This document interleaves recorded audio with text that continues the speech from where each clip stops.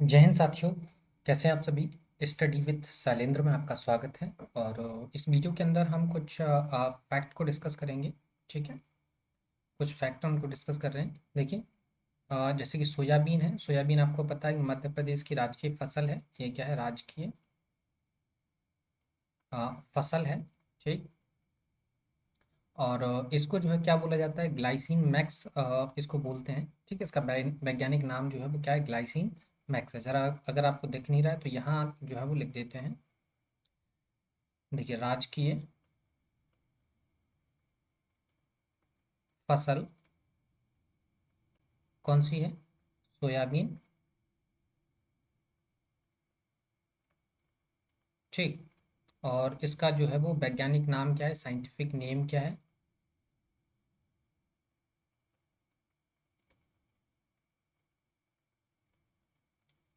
Glycine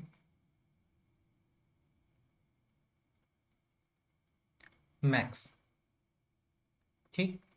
ये इसका क्या है? वैज्ञानिक नाम जो है हो जाता है। क्लियर। देखिए, मध्य प्रदेश के नाम हम डिस्कस कर ही चुके हैं कि सोया प्रदेश था, हृदय प्रदेश था, मध्य भारत, नदियों का मायका, सेंट्रल प्रोविंस बरार, लघु भारत और टाइगर स्टेट। ये इतने सारे जो हैं वो मध्य प्रदेश के नाम हैं जो हमने अपने प्रीवियस वीडियो के अंदर ऑलरेडी डिस्कस किए हैं। ठीक। आगे देखिए, मध्य प्रदेश सरकार ने 1 नवंबर 1981 को रजत जयंती के अवसर पर राज्य प्रतीक अधिनियम 1981 पारित किया था। इसके तहत आप देखेंगे राजकीय पशु जो कि बारहसिंगा है। बारहसिंगा। इसको राजकीय वृक्ष जिसे हम बट वृक्ष बोलते हैं, बट वृक्ष ये। और राजकीय फूल जिसे हम बोलते हैं लिली। इनको जो है वो मध्य प्रदेश के राजकीय पशु वृक्ष और फूल इनको जो है वो घोषित किया जाता है। क्लियर। राजकीय प्रतीकों के रूप में इनको शामिल कर लिया जाता है। क्लियर। और इस टाइम पे जब 1981 आया था, 1981 के दौरान जब ये राज्य प्रतीक अधिनियम लाया गया तो उस टाइम पे इनके जो मुख्यमंत्री थे वो कौन थे? अर्जुन सिंह थे। अर्जुन सिंह को एक संज्ञा दी जाती है कि मध्य प्रदेश की राजनीति के भीष्म पितामह कौन थे। तो ये बड़ी आसानी से आप बता सकते हैं कि अर्जुन सिंह को जो है वो मध्य प्रदेश की राजनीति का भीष्म पितामह जो है वो कहा जाता है। ये प्रश्न काफी पॉपुलर प्रश्न है, अक्सर एग्जाम्स में पूछा जाता है, तो आप इसको याद रख पाएंगे। क्लियर। चलिए आगे देखें। इस टाइम पे राज्यपाल कौन था? भगवत दयाल शर्मा जी जो है वो इस टाइम पे यहाँ पे राज्यपाल होते हैं और ये हरियाणा राज्य के पहले मुख्यमंत्री भी होते हैं। राजकीय चिन्ह आपको मालूम होगा, यहाँ से प्रश्न अक्सर नहीं बनता है राजकीय चिन्ह को लेकर, लेकिन फिर भी इसमें है क्या? व्रत के चारों ओर 24 स्तूप बने हैं। व्रत के अंदर मध्य प्रदेश व सत्यमेव जयते लिखा हुआ है।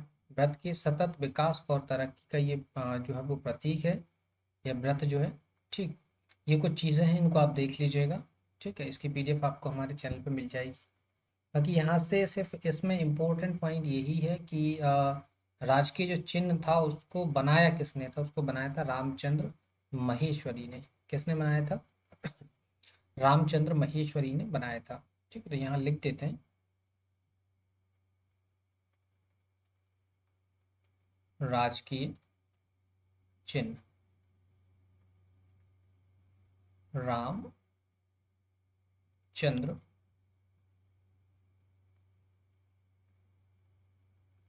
माहेश्वरी। क्लियर। यहाँ पे साइड में लिख दिया, अगर आपको नहीं दिख रहा है तो आप यहाँ से देख के लिख सकते हैं। ठीक है। चलिए आगे देखिए। राजकीय पुष्प पता है लिली। वैज्ञानिक नाम याद रखेंगे इसका, लिलियम कैडियम।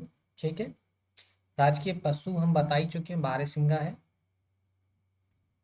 और बारहसिंगा आपको मध्य प्रदेश में एक टाइगर रिजर्व है, कान्हा टाइगर रिजर्व, यहाँ पर आपको देखने के लिए मिलेगा। और स्पेशली बारहसिंगा को शुभंकर के रूप में बनाया गया है। शुभंकर के रूप में बनाया गया है और इस शुभंकर का नाम रखा है भूर सिंह द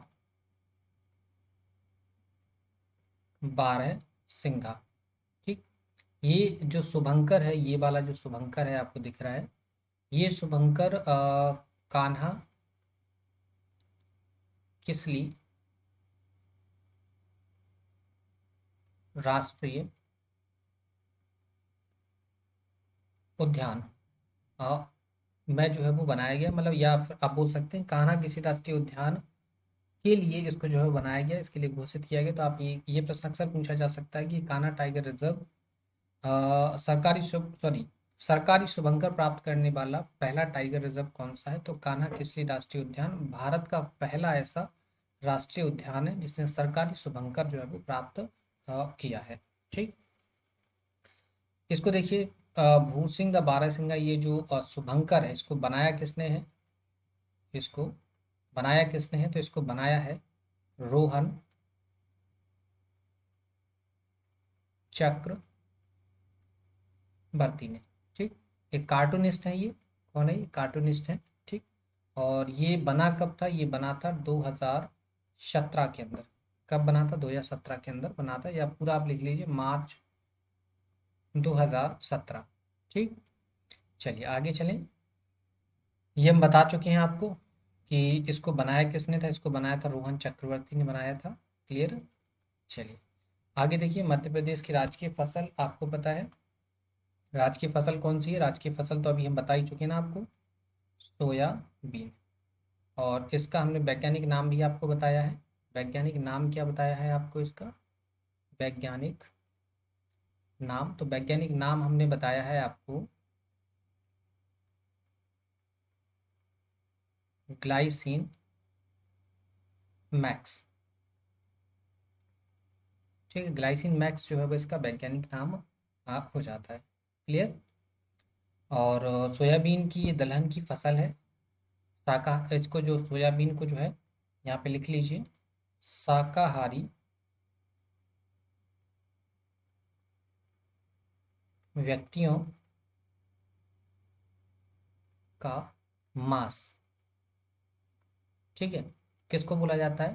सोयाबीन को बोला जाता है। ठीक है, इसमें प्रोटीन काफ़ी अच्छी मात्रा में होता है। क्या होता है इसमें? प्रोटीन काफ़ी अच्छी मात्रा में होता है।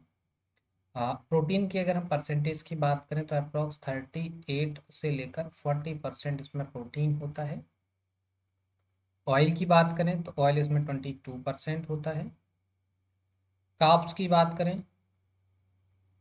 कार्बोहाइड्रेट की बात करें तो 21% इसमें कार्बोहाइड्रेट होता है।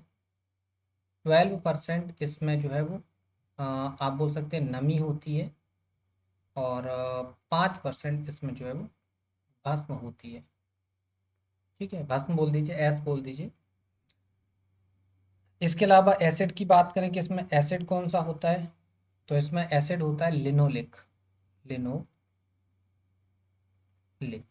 ठीक, और यहाँ पर एक और चीज़ याद रखेंगे कि इसको सोयाबीन को जो है वो पीला सोना भी बोला जाता है। पीला सोना। क्लियर? ये आप याद रखें कि यहाँ पे क्या है, सोयाबीन को क्या है, सोयाबीन का वैज्ञानिक नाम ग्लाइसिन मैक्स। इसको क्या बोला जाता है? पीला सोना। और क्या बोला जाता है इसको? शाकाहारी व्यक्तियों का मांस। ठीक है, शाकाहारी व्यक्तियों का मांस जो है वो इसको बोला जाता है। प्रोटीन इसमें 38% से 40% के बीच होता है। ऑयल 22% होता है। कार्ब्स 21% होते हैं। 12% नमी और 5% भस्म और होता है। अगर एसिड की बात करें तो इसके अंदर लिनोलिक एसिड जो है वो पाया जाता है। हाँ, आगे एक और चीज़ याद रखिएगा, इसकी हम जब भी प्रोडक्शन की बात करते हैं तो प्रोडक्शन में आप देखेंगे मध्य प्रदेश का प्रथम स्थान है। ठीक है,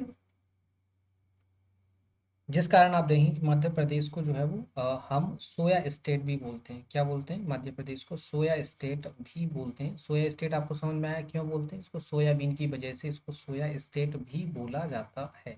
ठीक, राजकीय मछली की बात करें तो राजकीय मछली जो है वो महासीर है। ठीक, और ये महासीर मछली जो है वो नर्मदा नदी के अंदर आपको देखने के लिए मिल जाती है। संरक्षित श्रेणी की मछली है ये। और आप देखेंगे कि 21 नवंबर 2011 को जो है राजकीय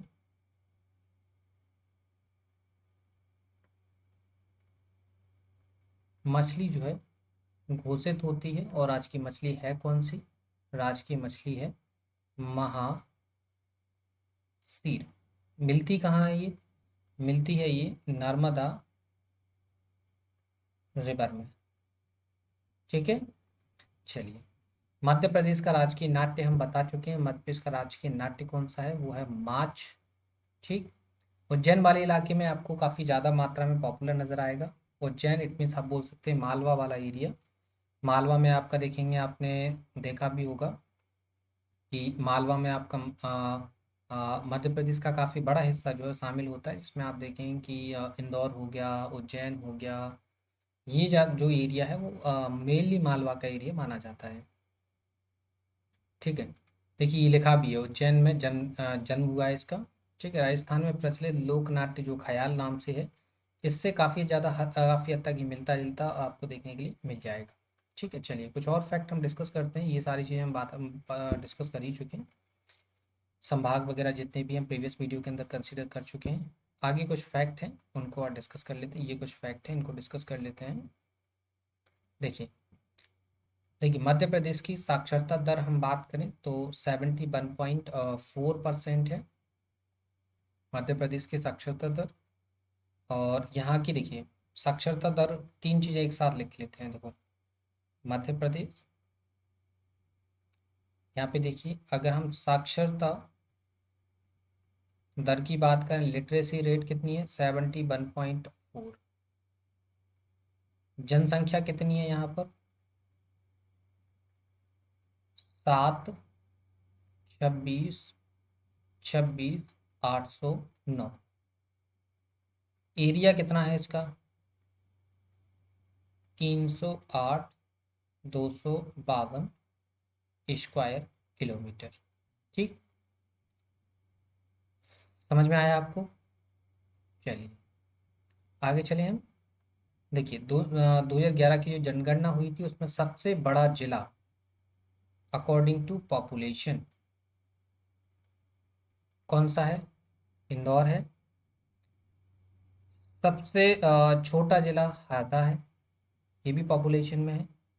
ठीक है, हाँ ये लिखा भी है जनसंख्या की दृष्टि से। ठीक है, तो याद रखेंगे सबसे छोटा जिला हरदा है पॉपुलेशन में। सबसे छोटा संभाग शहडोल है पॉपुलेशन में। सर्वाधिक जनसंख्या घनत्व वाला जिला भोपाल है पॉपुलेशन में। 855 वर्ग किलोमीटर जो है वो जनसंख्या घनत्व है, मतलब 1 किलोमीटर में 855 व्यक्ति जो है वो रहते हैं। सबसे कम जनसंख्या घनत्व वाला जिला ढिंडोरी है, लगभग 94 व्यक्ति स्क्वायर किलोमीटर में रहते हैं। क्षेत्रफल के पॉइंट ऑफ व्यू से अगर हम बात करें तो सबसे बड़ा जिला छिंदवाड़ा है एरिया में।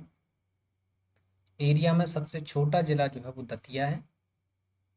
ठीक है, दतिया भी रहता है, कहीं कहीं निवाड़ी भी लिखा रहता है, तो Niwari I think correct answer है, लेकिन ऑप्शन को देख के आपको आंसर लगाना है। ठीक है, ऑप्शन में अगर दतिया है निवाड़ी है दोनों है तो निवाड़ी आप पिक करिएगा, बाकी अगर नहीं है तो फिर दतिया देखिएगा। ठीक है, सबसे छोटी तहसील अजयगढ़ है। ठीक है, सबसे छोटी तहसील अजयगढ़ है। सबसे छोटा संभाग नर्मदापुरम है अकॉर्डिंग टू एरिया, राइट। क्षेत्रफल की दृष्टि से सबसे बड़ा जिला जो है वो छिंदवाड़ा है। क्षेत्रफल की दृष्टि से सबसे छोटा जिला निवाड़ी है।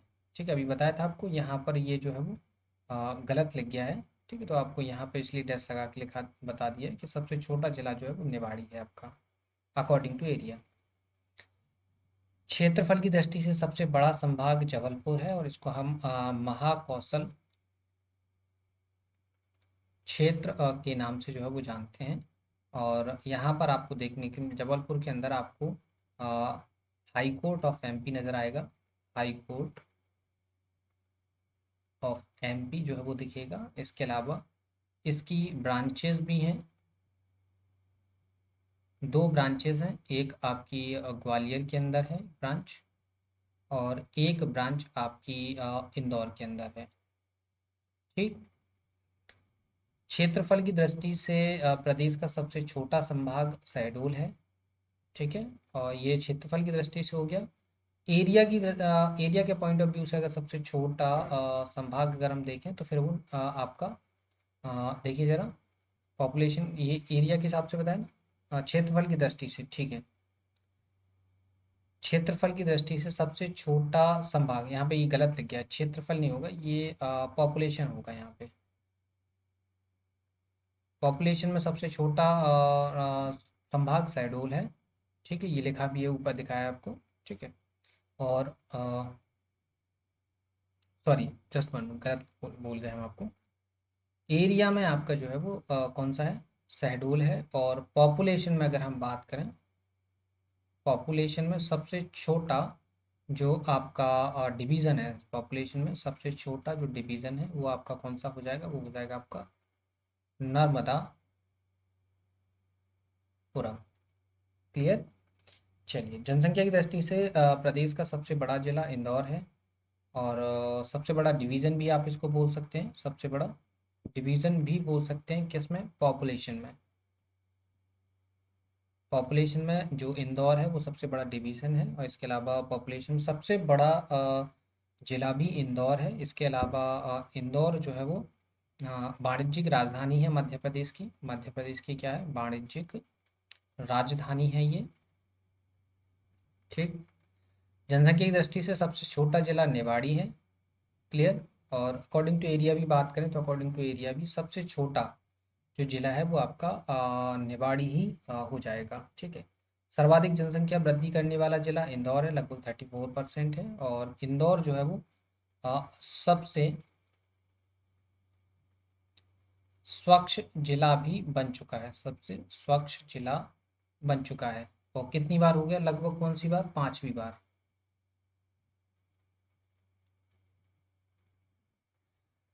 सबसे कम जनसंख्या वृद्धि करने वाला अनूपपुर है, लगभग 13%।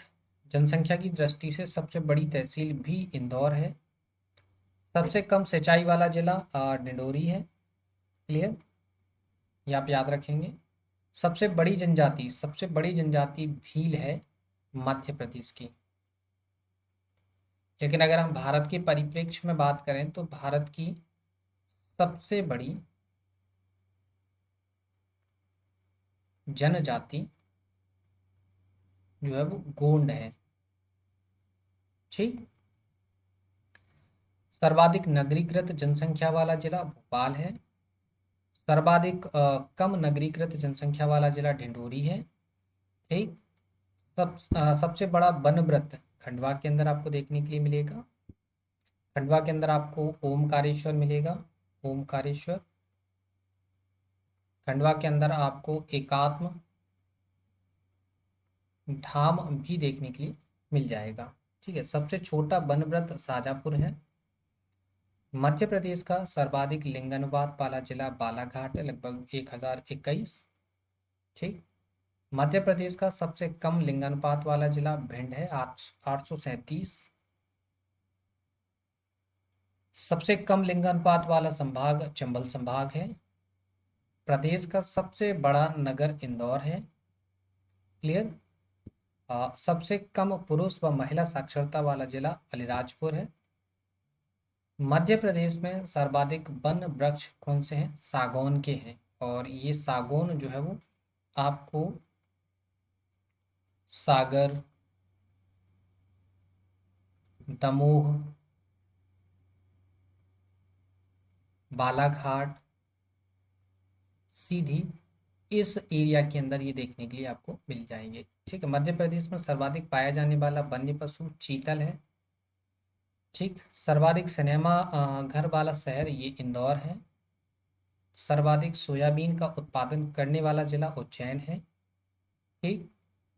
और उज्जैन आपको पता होगा क्षिप्रा नदी किनारे है। और ये जो उज्जैन है, यहाँ पर आपको पता है उज्जैन के अंदर महाकुंभ लगता है। महाकुंभ अगर देखें तो महाकुंभ जो है वो 3 ही जगह लगता है। एक आप देखें तो कहाँ लगेगा, एक उज्जैन के अंदर लगता है, एक प्रयागराज के अंदर लगता है, इसके अलावा एक आपका हरिद्वार के अंदर लगता है। ठीक है, ये दोनों के दोनों जो महाकुंभ लगते हैं ये गंगा नदी किनारे लगते हैं, गंगा नदी किनारे हो गया। और ये वाला जो कुंभ है ये आपका क्षिप्रा नदी के किनारे जो है वो लगता है। क्लियर। अभी देखो अगला जो कुंभ है वो प्रयागराज में लगना है नेक्स्ट ईयर 2024 में। क्लियर। चलिए, सर्वाधिक कपास का उत्पादन करने वाला जिला खरगोन है। सर्वाधिक साक्षरता वाला जिला जबलपुर है, 81% है। न्यूनतम साक्षरता वाला जो है वो अलीराजपुर है।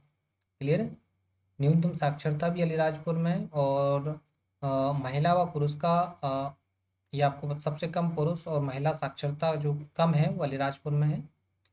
ठीक है, सर्वाधिक पुरुष साक्षरता जबलपुर में है, 87%। न्यूनतम पुरुष साक्षरता ये भी अलीराजपुर के अंदर है। ठीक, इसके अलावा सर्वाधिक महिला साक्षरता वाला जिला भोपाल है, लगभग 74%। ठीक है, ये काफ़ी ज़्यादा महत्वपूर्ण चीज़ है कि भोपाल के अंदर सबसे ज़्यादा पढ़ी लिखी महिलाएं आपको देखने के लिए मिल जाएंगी। ठीक है, न्यूनतम महिला वाला साक्षरता दर में अलीराजपुर है। अलीराज मतलब ये समझ लीजिए कि अनपढ़ों की नगरी है। क्लियर।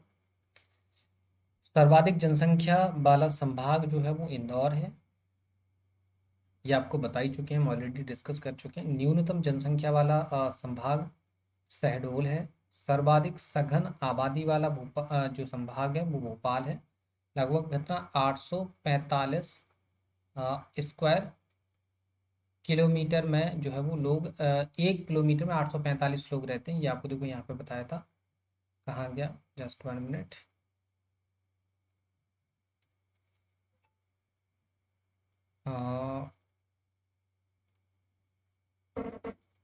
ये रहा 855 है। ठीक, कितना है 855, ये रहा। ठीक है, यहाँ पे आपको गलत इसको करेक्ट कर लीजिएगा एक बार। 855, 45 लिख दिया, 855 स्क्वायर किलोमीटर। सर्वाधिक सघन आबादी वाला जिला ये भी भोपाल होगा, 855 है, ये बता चुके हैं। सर्वाधिक विरल, ये तो डिंडोरी में है ना, 94 स्क्वायर किलोमीटर। प्रदेश का सर्वाधिक प्रसार वाला समाचार पत्र दैनिक भास्कर है, याद रखेंगे आप। सर्वाधिक गेहूं उत्पादक क्षेत्र मालवा क्षेत्र है, रायसेन वाला इलाका जो है। देखिए मालवा में आप देखेंगे, मालवा वाले एरिया में आपको उज्जैन नज़र आएगा, इंदौर नज़र आएगा, रायसेन नज़र आएगा, भोपाल दिखेगा, विदिशा दिखेगा। ये जो एरिया है ना ये पूरा का पूरा मालवा का क्षेत्र है। क्लियर। मालवा के बारे में कभी ज्योग्राफी के अंदर पढ़ेंगे, अभी थोड़ा सा जान लीजिए। और सबसे बड़ा शिवलिंग भोजपुर मंदिर है। और भोजपुर मंदिर जो है वो आपका रायसेन के अंदर आता है। कहाँ आता है, रायसेन के अंदर आता है। क्लियर। और ये जो मंदिर है ना भोजपुर मंदिर जो है ये गुप्तकालीन मंदिर है। कैसा मंदिर है, गुप्तकालीन मंदिर आपको देखने के लिए मिलेगा, भोजपुर मंदिर। ठीक है, एक ही पत्थर को काट के बनाया हुआ भोजपुर ये शिवलिंग है, यहाँ पर भगवान शिव को समर्पित ये मंदिर है। सबसे बड़ा कोयला भंडार सुहागपुर कोयला क्षेत्र है। सबसे मोटी कोयला परत सिंगरौली के अंदर है। इसको हम जो है ये मध्य प्रदेश का 50वां जिला बना था 2008 के अंदर। ठीक है, सीधी से अलग करके इसको बनाया था। और सिंगरौली की अगर हम बात करें, सिंगरौली को हम ऊर्जा राजधानी के नाम से भी जाना करते हैं। ठीक है, प्रदेश की सबसे बड़ी गणपति प्रतिमा इंदौर में है। ठीक है, प्रदेश का सबसे बड़ा रेलवे जंक्शन इटारसी जंक्शन है। क्लियर। आगे देखिए जरा, सबसे बड़ा राष्ट्रीय उद्यान कान्हा किसली राष्ट्रीय उद्यान है। सबसे छोटा राष्ट्रीय उद्यान फॉसिल है, जो कि डिंडोरी के अंदर आपको नजर आएगा। ठीक है, इसके बारे में हम अभी आगे चल के देखेंगे जब हम राष्ट्रीय उद्यान पढ़ रहे होंगे। सबसे बड़ी मस्जिद ताजुल मस्जिद है, भोपाल के अंदर है। और इसको जो है किसने बनवाया था, कुदसिया बेगम ने बनवाया था। किसने बनवाया था, कुदसिया बेगम ने जो है वो इसको बनवाया था। ठीक है, इसके आगे देखते हैं, प्रदेश में सर्वाधिक वर्षा प्राप्त करने वाला क्षेत्र कौन सा है, पचमढ़ी है। और ये किस डिस्ट्रिक्ट के अंदर आता है, ये होशंगाबाद डिस्ट्रिक्ट के अंदर आता है। प्रदेश में न्यूनतम वर्षा वाला क्षेत्र भिंड में है। और भिंड में भी अगर देखें तो लाहार वाला जो इलाका है, लाहार गोरमी, ये वाला जो इलाका है ये सबसे कम वर्षा प्राप्त करने वाला स्थान है। सबसे गर्म स्थान गंजवा सौदा है। ठीक, गंजवा सौदा आप देखेंगे तो आप जब भोपाल जाएंगे तो रास्ते में आपको मिलेगा। प्रदेश का सबसे ठंडा स्थान शिवपुरी है। शिवपुरी को हम पर्यटन नगरी के नाम से भी जानते हैं। पर्यटन नगरी के नाम से भी इसको हम जो है वो जाना करते हैं। ठीक है, प्रदेश से गुजरने वाला लंबा राष्ट्रीय राजमार्ग NH3 है। ये NH3 आपको नजर आएगा, आगरा तक जाता है, ये आगरा के आगे तक जाता है। ठीक है, प्रदेश से गुजरने वाला सबसे छोटा राष्ट्रीय राजमार्ग NH339B है। मध्य प्रदेश की सबसे लंबी नदी नर्मदा है, 1312 किलोमीटर इसकी लेंथ है। ठीक है, इसमें ये कुछ 1270 किलोमीटर के समथिंग MP में चलती है, बाकी ये अदर स्टेट में चली जाती है, कुछ UP में चली जाती है और कुछ आपकी जो है कुछ आपकी गुजरात के अंदर चली जाती है इसके हिस्सा। ठीक है, मध्य प्रदेश और गुजरात 2 स्टेट के अंदर प्रवाहित होती है। प्रदेश का सबसे लंबा पुल कौन सा है? सिंध नदी का पुल है, लगभग 2500 मीटर लंबा पुल है ये। मध्य प्रदेश का सबसे ऊंचा स्थान कौन सा है? धूपगढ़ पहाड़ी है, 1350 मीटर, ये पचमढ़ी में ही आपको देखने के लिए मिलेगी। मध्य प्रदेश का सबसे नीचा स्थान कौन सा है? नर्मदा सोन घाटी जो सबसे नीचा स्थान है, ये जो नर्मदा सोन घाटी है ना, एक तरीके से आप इसको बोल सकते हैं भ्रंश घाटी है ये। ठीक है, ये आप देखेंगे ये सतपुड़ा पर्वत है, सतपुड़ा रेंज है, सतपुड़ा पर्वत। इसके उत्तर में आप देखेंगे, इसके उत्तर में जो नदी बहती है, ये जो नदी है वो नर्मदा है। इसके जो दक्षिण में नदी बह रही है, ये मान लीजिए दूसरी नदी बह रही है, ये नदी आपकी जो है वो ताप्ती नदी है। कौन सी है? ये जो नदी है वो आपकी ताप्ती रिवर है। क्लियर? ऊपर नर्मदा है और ये ताप्ती है। ये क्या हुआ कि ये बीच वाला जो हिस्सा है सतपुड़ा रेंज का हिस्सा, ये क्या एक टाइम पे ये ऊपर उठ गया और दोनों साइड की जो जमीन है वो नीचे धंस गई, जिस कारण ये दोनों की दोनों ये जो नदियों की जो घाटी है, ये जो घाटी है नदियों की, ये जो नदी घाटी है, ये भ्रंश घाटी भी है, भ्रंश घाटी इसको बोला करते हैं। तो नर्मदा नदी और तापी नदी जो है वो अपनी भ्रंश घाटी में प्रवाहित होती हैं। ठीक है, ये कुछ फैक्ट थे, उम्मीद है आपने नोट करे होंगे, लिखे होंगे, और कोशिश करिए कि आपको सारी चीज़ें समझ में आए। वैसे हम बोलते हैं तो आपको सारी चीज़ें समझ में आ गई होंगी। क्लियर है? तो वीडियो को लाइक शेयर ज़रूर करना है आपको। ठीक है, और चैनल को सब्सक्राइब कर लेना है। और आपको इसकी हमारे टेलीग्राम चैनल की लिंक जो है वो वीडियो की डिस्क्रिप्शन में मिलेगी। टेलीग्राम लिंक कहाँ मिलेगी? डिस्क्रिप्शन में जो है वो मिलेगी, तो आप वहाँ से जाकर हमारे टेलीग्राम चैनल को ज्वाइन करिए। और कोई भी क्वेरी होती है कमेंट सेक्शन में बताइए, रिजॉल्व करने की कोशिश करी जाएगी। ठीक है, तो फिर मिलते हैं आपसे नेक्स्ट वीडियो में, तब तक के लिए धन्यवाद।